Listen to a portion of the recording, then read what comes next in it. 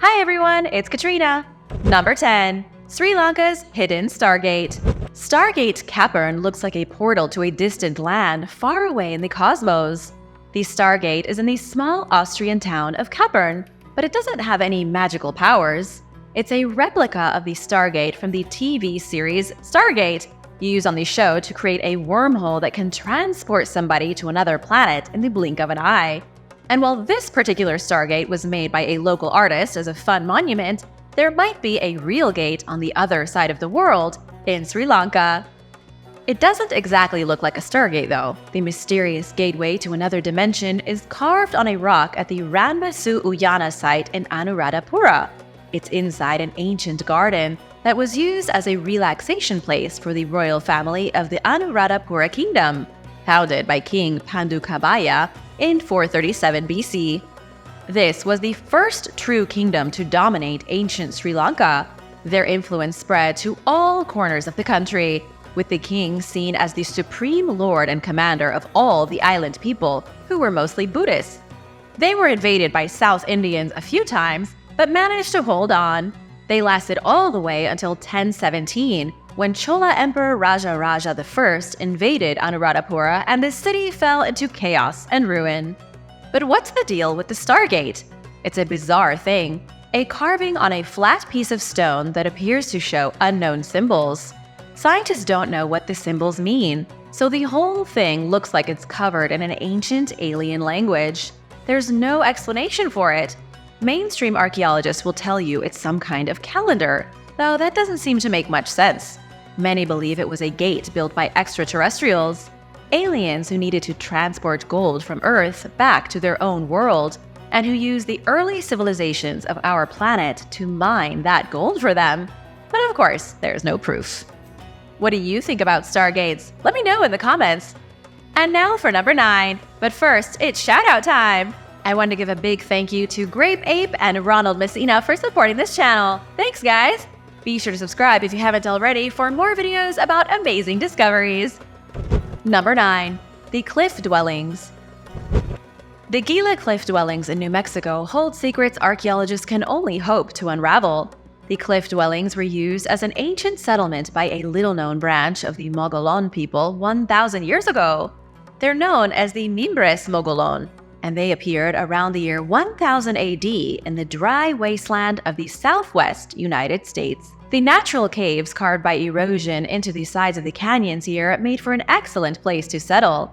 The ancient people then got to work building their homes inside the rock nooks, where they stayed for about 130 years. But what happened before and after that is a huge mystery. Archaeological evidence shows humans were living in the rock shelters at least 2,000 years ago. The cliff dwellings had already been lived in and abandoned by the time the Mimbres Mogollon showed up and built their own houses. Who these earlier people were is a question scientists have had a tough time answering. The cliffs cover an area of about 553 acres, with the main buildings being sheltered inside 5 main alcoves.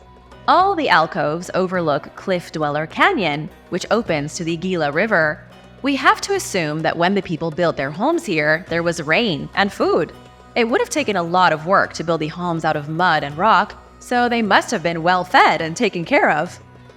Evidence found throughout the dwellings shows each unit consisted of 10 or 15 families. These families, scrunched together in the shade beneath the rock, maintained a steady diet of squash, corn, and beans. They also likely ate meat from deer and bison when they could catch one. But then, something happened. By 1130 AD, the cliff people were gone, and nobody knows where they went. It took little more than a century for them to abandon the canyon, likely because they ran out of rain and couldn't feed themselves anymore. But that's only an educated guess, and in reality, archaeologists don't know the truth of the missing Mogollons. Number 8. The Buried Pyramid. The Buried Pyramid, aka the Pyramid of Sekhemkhet, is an unfinished pyramid that was built 4,600 years ago. It was constructed during the reign of Sekhemkhet Djoserti, the second pharaoh of the 3rd dynasty. This was in the infancy of ancient Egypt, at the beginning of the Old Kingdom when pyramids had just become popular. It was right after the transition from prehistoric desert dwellers who worshiped beasts to the age of the pyramids. Nobody even knew this pyramid existed until 1951, when it was found by Egyptologist Zachariah Goneim. He noticed an unusual shape sticking out of the desert sand while doing excavations on something completely different nearby. The pyramid was cleared, its bottom was revealed, and it was measured at a measly 17 feet tall and 60 feet thick. Strangely, the pyramid was right in the middle of being completed when it was abandoned. But it wasn't totally a waste. Archaeologists dug through to the core of the pyramid, down a sealed passage, and into a gallery which contained a rotten wooden casket. There was also a small assortment of treasure, gold bracelets, beads, and jars. The jars were inscribed with Sekhemkhet's name, so clearly, this was meant to be his place of eternal rest. It took 3 years for archaeologists to dig their way to the burial chamber. Inside was a magnificent alabaster sarcophagus hewn from a single chunk of stone. Its lid was vertical, something quite unusual when dealing with ancient sarcophagi. It looked sealed, and everyone was hoping to witness one of the oldest royal mummies in Egyptian history. However, when they finally opened the ancient casket, it was empty. This has created a lot of problems for historians. Why was the sarcophagus empty but still sealed? And why would his body have been stolen while the gold in the other room was left alone? None of it makes any sense. And nobody knows why the pyramid complex was started but never finished. Following Zachariah Goneim's suspicious death in 1959, interest in the pyramid waned and the investigation was abandoned. There were some excavations in later years, but the buried pyramid is still one of Egypt's greatest secrets. Number 7. The Titus Tunnel.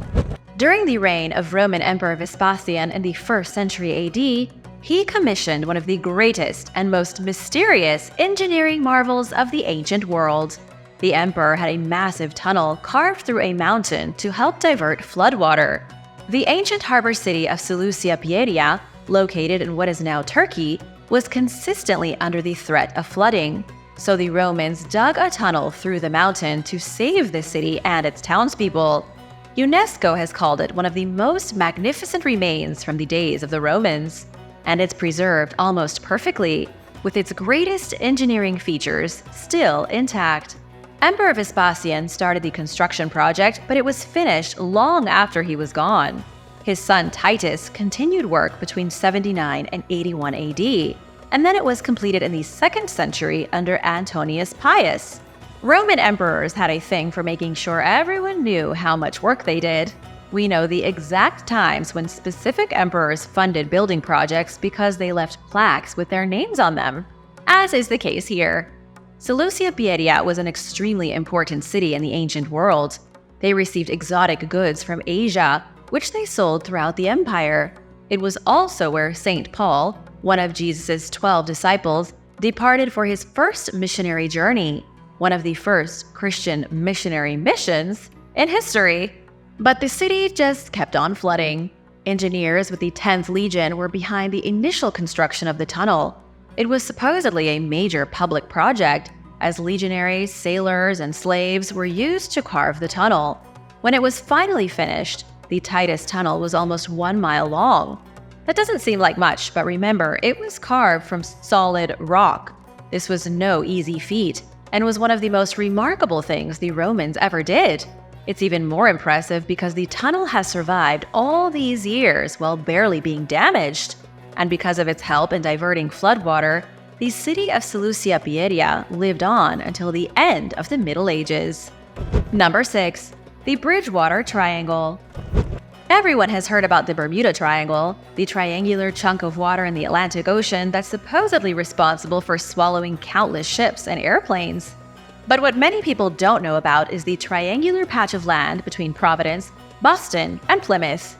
It's called the Bridgewater Triangle, or as some people call it, the Bermuda Triangle of Massachusetts.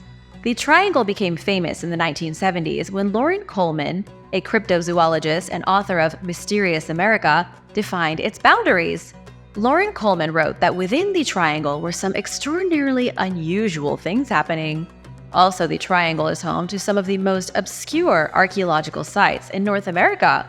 such as Dighton Rock. Dighton Rock is a boulder that weighs about 40 tons and is covered in petroglyphs. The petroglyphs are mysterious because nobody knows who made them or what the bizarre symbols are meant to represent. And that's only one of these strange sites in the triangle. There's also Hockomock Swamp, a vast wetland that swallows people who venture too deep into its squishy quagmires. Paranormal enthusiasts are crazy about this place and believe many unsuspecting victims have been taken by the swamp, never to be seen again. And there's supposedly a ghost that hangs out at Profile Rock. This was the place where Native American Anawan of the Wampanoag tribe had a meeting with King Philip, and according to legends, his ghost is said to still haunt the place. Outside the historical sites, there is a lot of paranormal activity here. People have seen Bigfoot, most frequently lurking near the spooky swamp I just told you about. Some even believe there are dinosaurs here, as crazy as that may sound. Norton Police Sergeant Thomas Downey once reported seeing what he described as a thunderbird or a pterodactyl, some kind of enormous flying creature with a wingspan over 12 feet long. Most of the strangeness that's taken place within the Bridgewater Triangle is hearsay and speculation.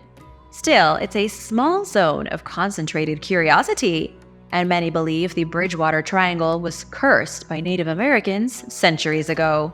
Do you believe there's something strange going on here? Let me know in the comments. Number 5. The Place of the Dead. In the 6th century BC, a civilization emerged in the central valleys of what is now Mexico. This was the Zapotec civilization, centered around Oaxaca and Mitla. The civic and ceremonial center was Monte Alban, a magnificent series of temples and pyramids built high in the hills outside Oaxaca City. At its peak, the Zapotec civilization boasted 500,000 inhabitants. They were wildly successful, extremely powerful, and just as smart as the other cultures of Mesoamerica. They were around at the same time as the Maya, but lived far to the north of the Yucatan Peninsula and Guatemalan jungles. But it wasn't the Maya who threatened the Zapotec, it was the Aztecs. When the Spanish arrived in the 16th century and started fighting the Aztecs, the Zapotec hid in their cities. They wished to avoid the same fate as their enemies, but were defeated by the Spaniards nonetheless in 1527. The Zapotec culture then started to decline, but didn't altogether die. There are still pockets of Zapotec living in modern Mexico, even speaking the same language as their ancestors. But now let's talk about Mitla, which isn't as famous as Monte Alban, but it's still an important place. The Zapotec believed Mitla was the gateway between their world and the realm of the dead. It was here where the elite members of society were buried, as to be closer to the underworld. A small village expanded around the ceremonial center, so by 100 AD, the place had become a fortified religious town. Not much remains of Mitla today, though, as the site is in shambles, and archaeologists are still struggling to put together the pieces of Mitla's ceremonial nature. But researchers have identified mound structures, square courtyards, and one particularly impressive temple. The temple is called Yoropai, which means House of the Vital Force. Then there are the churches built by the Spanish as a way to show domination over the Zapotec people and their culture. The Church of San Pablo was built over the exact place where the Zapotec believed the Lady of the Underworld lived. The Spanish put the church over the entrance to the underworld to keep what they thought was a very real demon from escaping. The Spanish truly feared that the devil might show up and cause them trouble. Number 4. The St. Florian Ossuary. The St. Florian Monastery is famous for its library, its organ, and the bones in its basement. The monastery is situated in the small Austrian town of St. Florian, built in the 9th century AD as a place of worship. It's the biggest monastery in the whole country, and one of the most impressive pieces of medieval architecture in the area. St. Florian is revered as the saint of chimney sweeps. Long ago, chimney sweeping was a popular profession, and they needed their own saint to look after them. Florian also happens to be the patron saint of Poland. Since 1071 AD, the monastery has housed Augustinian canons, a community of priests who live like monks. The Great Library was commissioned in 1744. It currently contains roughly 130,000 volumes written throughout the 16th and 17th centuries. But the main reason people visit the monastery is to listen to the organ as it plays in the basilica. The Bruckner organ, named after composer Anton Bruckner, is one of the biggest working organs on the planet. It has over 7,300 pipes and 103 stops, and it's truly a thing of pure glory.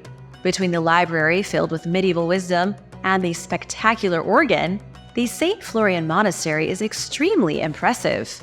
But now let's talk about what's beneath the monastery. Underneath the religious building is a tomb of mystery. The largest coffin in the collection, down in the cold and creepy halls, is Anton Bruckner himself. The composer behind the organ's name requested to be buried inside the crypt after his death in 1896. He wanted his remains to hear the organ's music for the rest of eternity. It's also believed that St. Florian is buried somewhere in the crypt, but nobody is sure where. The tomb is mostly used as a shrine to the great composer these days, although the walls are lined with the skulls and bones of over 6,000 dead people. Legend has it the bones belong to early Christians who wished to be buried near St. Florian. But again, we don't even know if the saint's remains are in the crypt. What do you think? Have you ever visited this place? Let us know in the comments. And while you're at it, hit that subscribe button. Number 3. The Column of Marcus Aurelius. In Rome's Piazza Colonna stands the Column of Marcus Aurelius. It doesn't look like much. It's just an ordinary column like you'd expect to see in any colonnade. The biggest difference is that it's massive, roughly 2,000 years old, and it was inspired by an even more famous column. Historians believe it was created by Emperor Commodus around 180 AD in memory of his parents. The column's designer took inspiration from Trajan's column, which was set up in Rome 70 years earlier in 113 AD. Trajan's column was officially built to commemorate Emperor Trajan's military campaigns in Dacia, but it was really created as a way for the emperor to brag about his victories. The Column of Marcus Aurelius is monumental. It stands over 120 feet tall, but it looks a lot shorter because 21 feet of it is buried underground. Nobody has ever excavated the lower portion of the structure, so for now at least, it's a mystery what's down there. There could be treasure or there could be nothing but broken stone, making the column endlessly fascinating to researchers. The issue is that nobody is about to start digging in historic Roman plazas. It would set a bad precedent, and soon everyone would want to dig up chunks of the ancient city, which they kind of already are. Romans nowadays are always complaining that the city is always getting dug up while all they're trying to do is get to work. Although the column is bare today, there was originally a statue of the emperor at the top of the column which made it even taller. In the 4th century AD, the monument was marked at over 170 feet in the Legionary catalogs. There must have been something else on the column to make it that tall. But what's really wild is that the inside is hollow. There is a secret inside the column most people have no idea exists. Tourists take pictures of this thing every day and are clueless about the spiral staircase leading to a viewing platform at the very top. The inside is closed to the public though, so no visitors allowed. Number 2. The Secrets of London Bridge. Bridges have been built across London's River Thames ever since the days of the Romans 2,000 years ago. The most famous of them is the London Bridge, although far older bridges existed in the spot where the current one is. There used to be homes on the bridge, and a church was built on it, and at one point it even held severed heads. Scottish rebel William Wallace had his head put on a spike and displayed on the bridge in 1305. So too did King Henry VIII's advisor, the Lord High Chancellor Thomas More. Thomas refused to recognize the king's divorce from Catherine of Aragon and was beheaded for it. Jack Cade, the leader of the Peasants' Revolt in 1450, had his head put on the bridge, and Bishop John Fisher's head was added in 1535. Then, in 1540, Thomas Cromwell met the same fate. People walk over the bridge every day, and tourists take pictures of it, but most visitors are totally unaware of the sick history of the heads. A German tourist visited London in 1598 and wrote in his memoir that he encountered 30 severed heads placed on the bridge. He said every part of the bridge where there wasn't a house was covered in somebody's head.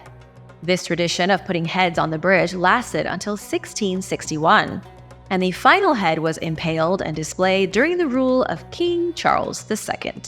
Number 1. The Great Enclosure. Al-Musawarat as-Safra is the ancient city of temples in Sudan, built in the 3rd century BC on the island of Meroe.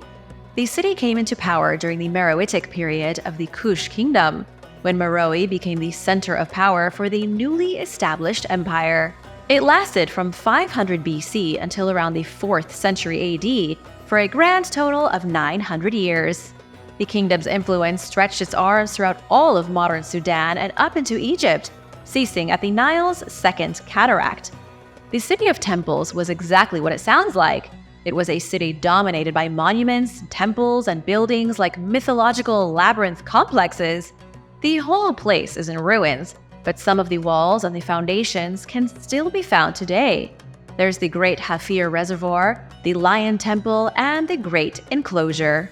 The Great Enclosure's exact purpose is a bit of a mystery. It was designed as a massive labyrinth, but nobody knows what it was used for.